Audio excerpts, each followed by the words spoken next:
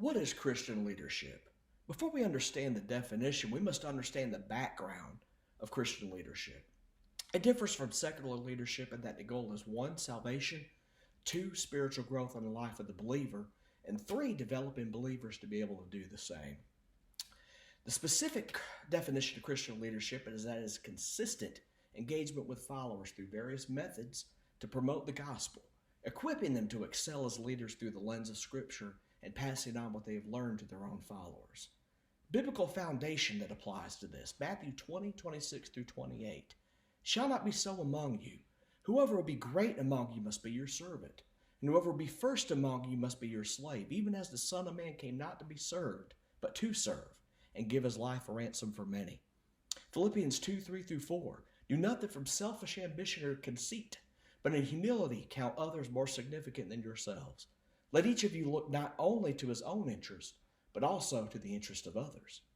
2 Kings 23:3. And the king stood by the pillar and made a covenant before the Lord, to walk after the Lord and to keep his commandments and his testimonies and his statutes with all his heart and all his soul, to perform the words of this covenant that were written in this book. And all the people joined in the covenant. 1 Corinthians 9:22b through 23. I have become all things to all people, that by all means I might save some. I do it all for the sake of the gospel, that I may share with them in its blessings. Some theories that apply to my definition as well. One is servant leadership. It's focused solely on followers' needs over their own needs. Jesus taught this as evidence in the aforementioned scriptures. Transformational leadership. The leader initiates change, followers adopt the change, and both become transformed in the process. That happened with Josiah in that passage I mentioned in 2 Kings. Theory 3 is situational leadership. This leader changes their leadership style based on the situation. Paul did this by becoming all things to all men, as he stated. Leadership development examples in the local church. Bridge Network of Churches of Virginia has a 4-phase leadership process. It patterns servant leadership. The church sacrifices their own time and resources to pour into others.